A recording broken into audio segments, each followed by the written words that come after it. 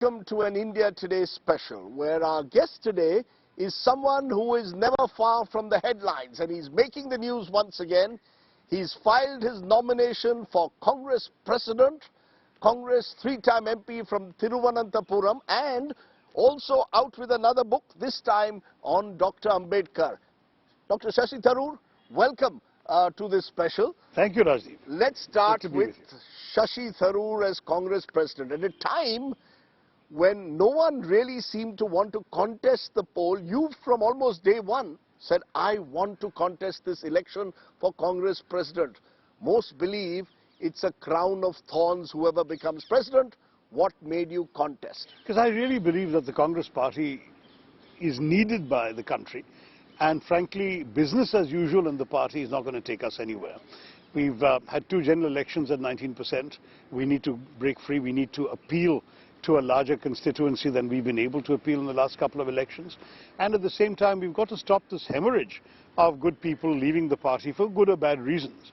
We need to be able to therefore both revive and rebuild the party inside and at the same time appeal to more voters outside. We have to challenge the seeming hegemony of the BJP and Mr. Modi. But many are saying that is Shashi Tharoor really the right person for Congress President? He has no organizational experience. He is not a Hindi heartland politician, the area where the Congress has suffered the most in recent times. Is Shashi Tharoor really the right person to be Congress President, a party that needs organizational revival? First of all, the 9,100 voters of the Congress party, the PCC delegates, will decide that, whether I'm the right person or not. And if they find somebody else is the right person, more power to him or her. What I will say, however, is that given the fact that so many of our recent problems have stemmed from the way in which the organization is being run, I don't think that the disadvantage, so-called, of not being entrenched in the organization is such a disadvantage. In some ways, I come without the baggage of having any vested interest in the way in which we've been running the organization. And part of my message to my voters is going to be, let's change the way the organization is run. Let's decentralize authority in the party. And that's part of what I'm contesting for. You know, when you say decentralize the authority, it almost seems that Shashi Tharoor is fatiguing of this high command culture of the Congress. Because one of the other disadvantages apparently is you're a so-called member of the so-called G-23. So-called is right. This rebel group against the Gandhi family or against the party high command culture. In a way, are you representing that rebellious group within the Congress? First of all, the group is in your imagination of the media, frankly, Rajdeep, because the truth is that a number of senior colleagues wanted to write a letter, and they reached out to people who happened to be available in Delhi during the COVID lockdown. And so 23 people were around. They said at the time they'd spoken to over 100 around the country, but because of the lockdown, people couldn't come here and sign it. So the sympathizers for these thoughts were much more widespread. So I don't think G23 as some sort of organizational entity makes any sense. It didn't exist. And some of its members have now left the party. Others have moved on. Some of one has even gone to the BJP. So it's no longer a coherent entity. And I'm not running as a representative of the G23 or anybody else. I am only running because a sufficiently broad number of party colleagues, and I mean ordinary colleagues, not the grandees in the party, urged me to do so. And they wanted me to do so not so much because of any specific experience that I would bring into the organization. As I say, my own instinct is actually to decentralize authority completely, empower the states, the state leaderships, and at the same time create more consultative mechanisms at headquarters. But apart from that, they wanted somebody who could appeal beyond the traditional constituencies of the Congress, and they felt I could do so. And I was taken in by that argument. I said, let me give this a... You know, the fact is, though, that your own Kerala Congress doesn't seem to be very enthusiastic about Shashi Tharoor contesting for Congress President. They haven't endorsed you. Let's be clear, your Kerala leadership hasn't. You are seen, whether this is an appropriate word to use or not, part of the Lutyens club in the Congress. The English-speaking, the last of the English-speaking elite within the Congress. It's one thing to write books, to have been with your international experience. It's another thing to run a party like the Congress, particularly at the time in which the Congress finds itself. Ideally, we want the Congress to run itself. That is, we want people at all levels of the party to have a stake, to have authority, to have ownership of the party. It shouldn't be one person sitting in Delhi running. It shouldn't be a party that gets habituated to passing one-line resolutions, passing all decisions up the chain to the president. Let's try and empower people at all levels. What is the complaint that one keeps hearing at all levels of the party is people feeling disempowered. Let's change that. So as far as I'm concerned, that's the first concern. Secondly, frankly, you know, if indeed many people don't wish to support me, that is their privilege. As long as we all share the same broad ideological commitment and vision, you're free to have individual likes and dislikes within that. At the end of the day, the electoral process will show the result, number one. Number two, I am intending to submit a nomination this morning with a large number of signatures collected from across the country. I am talking about party workers from Kashmir to Nagaland, from Punjab to Tamil Nadu, who have signed on asking me to be their nominee. Even though your own home state, Kerala, oh, and Kerala too. They've not endorsed your no, but there's no formal endorsement. You're seen as an English speaker. You know, I'll come back to it. You know, is that a disadvantage? The fact Rajdeep, that I have Shashi won Tharoor 3 doesn't elections. know Hindi well enough, is not from the Hindi heartland? Listen, first of all, I've won 3 elections, which you can't win by speaking in English. I've gone out. Thiruvananthapuram, despite being the capital of Kerala, is 66% rural. There's no question about it. There are people there who are ordinary fisherfolk, ordinary hill dwellers, ordinary Adivasis as well. And I'm getting their votes, so I'm not doing this as a Lutyens liberal. I'm doing this as somebody who connects with people and who understands their needs and delivers whatever services I can to them. That's number one. Number two, on the Hindi heartland, that's a different issue. I agree with you that our country's political idiom is strongly turning towards Hindi, particularly under BJP rule. But let's not forget that it's entirely possible for somebody who's not from the Hindi heartland to also speak to and listen to, more importantly, the problems of people from the Hindi heartland. I do speak adequate Hindi. I've been giving sound bites every day outside the Lok Sabha. बस ठीक है, आप मुझे प्रश्न पूछ लीजिए, मैं आपको जवाब देता हूँ. चलिए, मैं आपको कठिन प्रश्न हिंदी में पूछ लेता हूँ. क्यों नहीं? और कठिन प्रश्न ये है कि हाई कमांड जो है कांग्रेस में, हाई कमांड तो अच्छी हिंदी नहीं है. नहीं, वो गांधी फैमिली से जुड़ा हुआ है. क्या ये चुनाव आप एक तरह से हाई कमांड के खिलाफ लड़ रहे हैं? You said that you want... किसी के खिलाफ नहीं, you said you want decentralization in the party. Many are suggesting people like you are, in a way, questioning the way the Gandhis have run the party. Somewhere, you know, are you accepting that or not? That you're questioning the way the Gandhis are running the party? We're not against anybody. हम किसी के खिलाफ नहीं है, to go back to Hindi since that's what you wanted.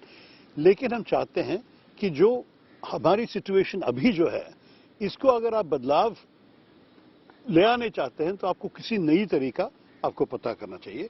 We have to find new ways of addressing old problems. And the truth is, frankly, business as usual is no longer possible. The truth is that that is ultimately what many people claim has led us to our present plight. And therefore, when you say business as usual, let me start. Are you saying the old way of dynastical politics? The Congress is identified today with the Gandhi family, with a certain dynastical style of running the party. Even Rahul Gandhi is questioned largely because he's seen to be an entitled dynast. Do you believe the time has come to break away from that? Is this a candidature endorsed by the Gandhi family, by Rahul Gandhi? No, no candidate has been endorsed by the Gandhi family. They've taken a very, very constructive view that says that election is good for the party, that the more the party workers get a chance to express their views on this, the more the party will be strengthened, and that they themselves will stay neutral and above the fray. That's been communicated to me, that's been communicated to Digvijay Singh, and as far as I'm concerned, if there's a third candidate in the last day today, they're going to communicate the same thing to them as well. So, to my understanding, the Gandhi family says, no official candidate, we are not playing favorites, go out, good luck, we encourage you to contest. So at the same time, it's important to stress, no one is running against anybody. This is not a question of a battle amongst rivals as we have between parties. It's a friendly contest amongst colleagues. We all share the same broad orientation. We are Congress people. We want the Congress ideology to prevail, we want Congress to win, and we want to stand up stoutly against the majoritarianism and the bigotry of the BJP. On all this, there is no disagreement. But we may have different views on how to do it. For example, I'm not somebody who's very entrenched in the way the organization has functioned so far. As you've rightly pointed out, I'm not seen as an organization man. Though I might say, I created as the founder chairman the All India Professionals Congress, which showed that there is a different way of running things within the Congress family, which can be made to work. And I have a very different structure, which might actually be something the parent party could also learn from. So there are things that we can do. There's a number of things the Congress used to do, we ceased to do. One of them is we had very strong state leaders. Remember in Nehruji's time, people like B.C. Roy or Atulya Ghosh in Bengal, of Govind Vallabh Pant in UP. These people gave the Congress a very strong base of strong state leaders on whom the Congress's top pyramid was built. Today we've inverted the pyramid. All the power is on top, the state leaders don't matter. We need to change that. We need to create a situation, it seems to me, where the ordinary Karyakarta feels that he has access to whoever can take decisions that affect his daily life. And frankly, at the moment, many people feel they haven't got that opportunity, they're disempowered. So let's try and change all of this. This is not a criticism of what went before, because what went before worked for a while, and it has essentially ceased to work now. So let's try something different. No, so what is the role of the Gandhi family? You know, that's the elephant in the room. The Bharat Jodo Yatra, which has just gone through your home state of Kerala, the focus entirely on Rahul Gandhi. All of you go to Sonia Gandhi's residence at 10 Janpad. Almost it seems to take approval from her before you file your nomination. So the sense is that this is a private limited company controlled by the Gandhis, and Shashi Tharoor or Digvijay Singh, the two candidates so far, will at best be there as Congress presidents, but accountable to the Gandhi family. Is that how I should see it or not? No, look, the DNA of the party is inextricably linked to the DNA of the Gandhi-Nehru family. There's no doubt about that. And this dynasty talk, frankly, is really not very serious, because every party in our country, DMK, Shiv Sena, Samajwadi, you name your party, you'll find that there is a certain dynastic tradition there. But that may not be necessarily healthy. The question No, I'm not saying it's healthy. What will the relationship be between the Congress president and the family? I'm just saying these ideas of dynasty work as long as they are of appeal to the voting public. If the Gandhis have had a great deal of authority in the Congress, it's because they win votes with the Congress. That people love them. And let's face it, even Rahul Gandhi, whom you're all busy criticizing, you should have seen the public adulation that met him at every step while he was walking in Bharat Jodo. We can't just completely close our eyes to this. There is a tremendous appeal still. Sure. Now, Rahul Gandhi has chosen not to translate that appeal into being president of the party. That's his privilege. But why would the party be foolish enough to say, we've got a proven vote winner amongst us who's got this great admiration? Why wouldn't we continue to welcome his involvement to the extent that he wishes to be involved? No, so the same with Sonia Gandhi, the same with Priyanka Gandhi. No, so what is the relationship? A, they're not vote gatherers anymore. They were vote gatherers, the Gandhi family. You've lost 2 consecutive elections, big time, against the BJP, against a Modi-led juggernaut. My question again is this: relationship between Congress president and the Gandhi family. I think it'll have to evolve in practice. They will have to choose their own role, how far they're going to be involved. The president, in turn, whoever the person is, will have to find creative ways of engaging them and using their undoubted charisma and appeal to the benefit of the Congress party and its message. Look, no Democrat came to power disavowing the Kennedys. No conservative replaced Churchill and started saying, I won't talk about Churchill. You should all want to hail the great leaders you've got, and I think we should do that, while at the same time looking beyond and doing what you can do. Because I saw an interesting article written by P. Chidambaram, who said that the Congress president would be the organizational person, and you would have a Rahul Gandhi almost as the face, the mascot, the messenger. Can that really work, this dual power structure? I mean, you know, it's not worked in the past really in the Congress. I think that remains to be seen, frankly. That's Mr. Chidambaram's view. I think ultimately what I'm talking about is a far more collective decision-making process, where what evolves will emerge as a consensus of, for example, the working committee, part of which will now be elected as the Constitution provides for, and as part of a process in which we open up the consultative spaces in the party. We want to see a party democratized from block level, district level, state level, up to the national level. We don't want a party in which all people are doing is writing one-line resolutions and authorizing the president to decide. It's interesting you said that, because that's exactly what's happened in Rajasthan. The reason why Ashok Gehlot reportedly dropped out is because he refused to accept, or his MLAs refused to accept, the diktat of Delhi, of the high command culture of saying, pass a one-line resolution authorizing the Congress president, in this case Sonia Gandhi, to decide what happens in Rajasthan next. And that created the friction, which has meant that Mr. Gehlot, in a sense, has had to apologize to 10 Janpat and move on. My question is, Shashi Tharoor, you seem to be living in an illusory world. The reality is very different.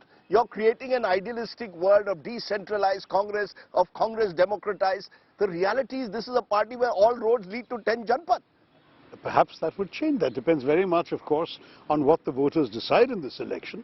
But if we have a party that functions differently, that need not be the case. Look, most parliamentary systems around the world, MLAs or the equivalent thereof in other countries, elect their leader. There's nothing terribly unusual about that. It's one way of dealing with factionalism. Instead of having two different factions or three factions running to Delhi and you have to choose one of them, you simply have put it to the test of the MLAs voting in a secret ballot and seeing whom they want to lead. So is that what you would have done in the case like Rajasthan? If the MLAs want a chief minister, let's be very clear. Should that be the way forward if you were Congress president? It's not right for me to comment on something that's already happened that I was not part of. Because that, frankly... But in general, do you believe there may have MLAs been assurances made, there may have been assurances given, there may have been promises exchanged which were not violated. I don't know what expectations were in that particular instance. But in future, in theory, I think we would encourage a situation in which the party candidates are chosen more democratically and the party, once they've elected their MLAs, will have the right for the MLAs to choose who should lead them. That is the way in which most parliamentary systems other than ours have functioned so far. You know, there will be those listening to you who will say that is Shashi Tharoor wanting too much too soon? Because in Indian, are you being overly ambitious building up brand Tharoor? Look, Rajdeep, in a party like the Congress, where it's usually by the time you're 70, you're finally taken seriously to contest for a big poll, unless you're a Gandhi. Just 1 month ago, would you have expected to find us sitting here talking about a free and fair Congress party election for the president of the party? Honest truth is no. Is it free and fair? Is it free and fair? There are those questioning the way electoral rolls are in a way manipulated at times. Look, you and I are both cricket fans. If you've agreed to play a game, you'll have to bat on the pitch that's available. So is it free and fair? So I'm going to bat on the pitch, which means the electoral college that has been constituted. There's no point now wasting time debating how it's been constituted. There have been certain processes that have taken place which may or may not be to everyone's satisfaction. But for me now to start worrying about that rather than how to influence the people who are going to cast a vote is pointless. My point of view is I turn to the voters and say, look, you're all congressmen and women. You want to see the party thrive. Do you think that I can lead you in that direction, or do you think somebody else can? That's all the choice that's required. To my mind right now, if they had been put there because of their loyalty to X, Y or Z, is absolutely irrelevant. They're there, they work for the Congress, they will get the leader they deserve. You know, in a way, the choice is between Shashi Tharoor and Digvijay Singh. And an old congressman was telling me this is between the old order and the new in a way. This is between someone who wants to be a disruptor, i.e. Dr. Tharoor, versus Digvijay Singh, who's been much more a traditional congressman, two-time chief minister, general secretary, far more experienced than you. Do you therefore concede that he is the more experienced candidate, and some would say therefore perhaps the more likely candidate to win this election? Look, I'm not going to concede anything in an You're not interview. conceding this election? Not at all. He's a very good friend of mine, by the way, and I of his. He was gracious enough to call on me yesterday as soon as he picked up his nomination papers. Yeah, I saw the photograph of the two of you. You're calling yourselves not rivals, but friends and colleagues. That's right, which we are. We are colleagues. In fact, we work together all the time. I'm part of his committee on the Bharat Jodo Yatra. We work together, and we will have to work together in future, whichever one of us. Does he have the blessings of the Gandhi family, unlike Shashi Tharoor? No. I think his line to me was, she told me exactly what she told you. And that's exactly where we stand, which is that the Congress president wants there to be a free and fair election, does not want to endorse anybody and will not endorse somebody. That's obviously the only basis in which you can have a free and fair election. You know, all of this is taking place at a time when the BJP is becoming a dominant party and the Congress is on the retreat. You've had two humiliating defeats in Lok Sabha elections. Do you believe that a new Congress president can transform your chances for 2024, or is 2024 a done deal for Mr. Modi? Not at all. Of course he or she can transform the party. Let me point out right now that this very election, the media interest it's evoked, the public interest that is mounting and growing in the very fact that an Indian political party is doing something we used to reading about in foreign countries, but never seen an Indian political party do. This has stimulated a phenomenal amount of interest. I'm flooded with messages from strangers, non-political minded people, people who may not even have voted for us in the last election, saying, wow, you guys are doing something amazing. This makes the Congress look so much more attractive. The BJP says it's a fixed match. That all of this talk of election, of contest, of delegates, of a free and fair election, in the end, whoever becomes will be whoever 10 Janpad decides. You say they are neutral, but the reality is they will choose one side. That's why Ashok Gehlot was being pushed for a while to become the candidate, the chosen one, the one who has the resources. They want a candidate who has resources. Do you have the resources? Well, look, why don't we talk about this after the 20th of October when the results are declared? To my mind, I'm expecting to contest in a free and fair election. I'm expecting there to be no sort of sub-rosa messaging saying that somebody else is favoured.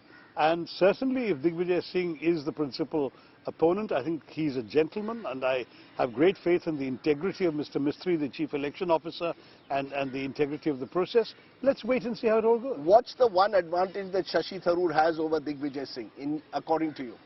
Well, look, I mean, you said it yourself, that I do bring a breath of fresh air into the way in which we'd approach the party. I am not entrenched in the way the things are running right now, and I'm not, therefore, somebody with a vested interest in the status quo. I'm not suggesting he is, by the way. He's also a very original mind and a very decent human being. But he has been part of the system for a very long time. And for me, the fact that I have not been part of that system, except for the last 14 years, and that too principally as an MP, apart from heading the IPC, I would say that I have, to that degree, the capacity to look at things with a fresher eye. That's a big difference. I'll ask you this one more time. Who will be the face of this new Congress, as you're calling it? Whoever becomes president, or is that a done deal for Rahul Gandhi? He will be your prime ministerial face or your face? I think we'll have to wait and see. We'll have to see who has the greatest appeal with the public, and we'll have to see what the party wants. There's no question in my mind that if you're talking about democratizing the party and decentralizing it, a lot more people will have to be involved in deciding on questions like that than just one individual So potentially president. a collective leadership. I think so. I think one of our great slogans in the 2014 election, when Mr. Modi was going around thumping his chest and saying, me, me, me, our slogan was, you may remember, Main nahi hum. We are the party of the hums. We are going to stand for a party of collective, consultative and experienced leadership. And I'm hearing of a possibility of an even shadow cabinet around whoever becomes Congress president. Is that possible? Why not? You know, you're doing all this while you've written another book. I don't know where you find the time to write this. I don't sleep enough, Rajdeep. You don't sleep enough. You've written a book this time on Ambedkar. And it's interesting because Dalit votes are among the votes that have left the Congress in recent times. Is Shashi Tharoor still sort of discovering in a way through his books why I'm a Hindu, now Ambedkar, in a way areas where the Congress needs to... You've lost the Hindu vote, I also have a book on Nehru. You've lost the Dalit vote, you've also had a book on Nehru, but you know, this is a party that has lost the Dalit vote. Earlier lost, the belief is lost the Hindu vote. How does your writing fit in with your politics? This lost the Hindu vote stuff, Rajdeep, is simply not accurate, because you're talking about having lost to the BJP, which won 31 and then 37% in two successive elections.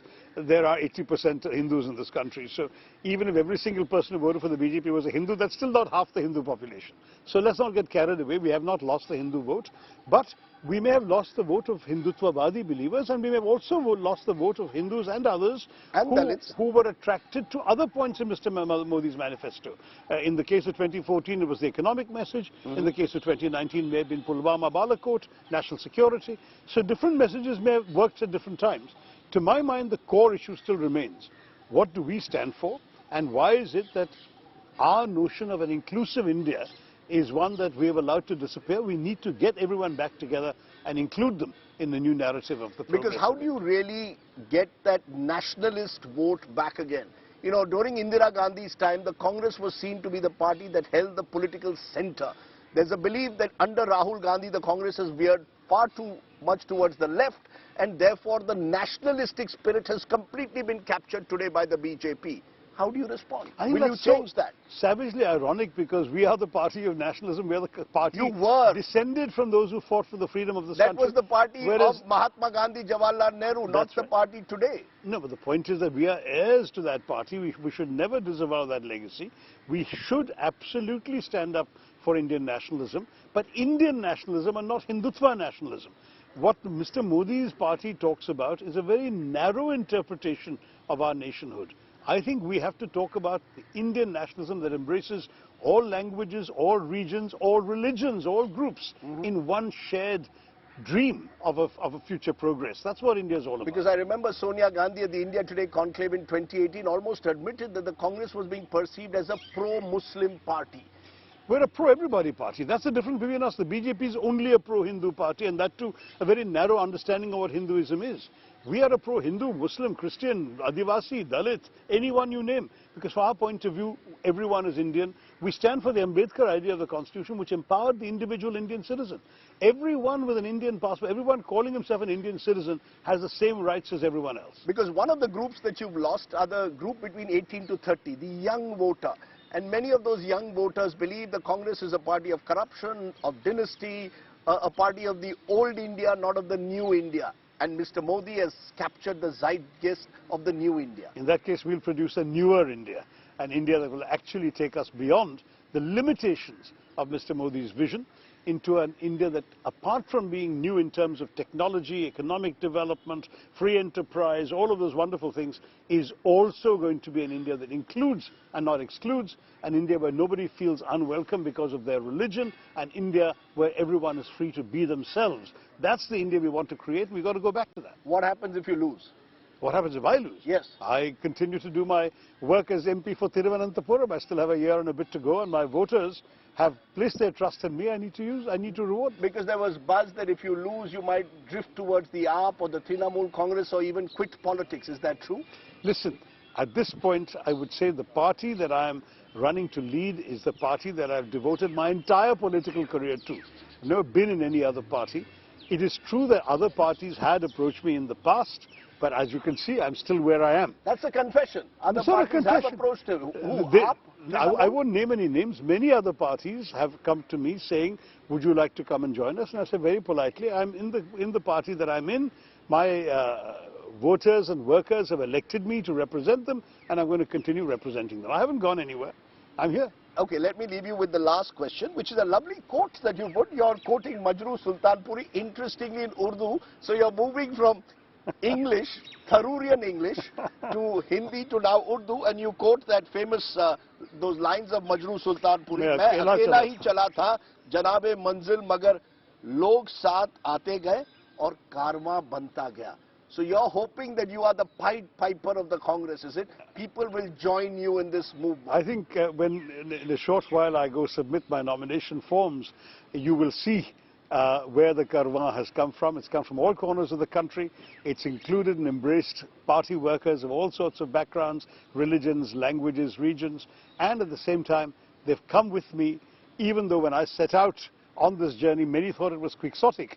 They've all come with me and they've said, let's try and make a new story for the Congress party behind me. So I'm happy to lead them in that direction. Well, Dr. Tharoor, you've had a long karma from being in the United Nations to Thiruvananthapuram MP to continually writing books, Sahitya Akademi Award winner among other things, to now trying to become the next Congress president.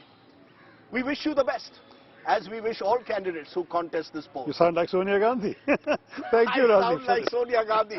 That will go viral. Thank you very much, Dr. Tharoor, for joining me. Shashi Tharoor, who intends and is contesting for Congress president.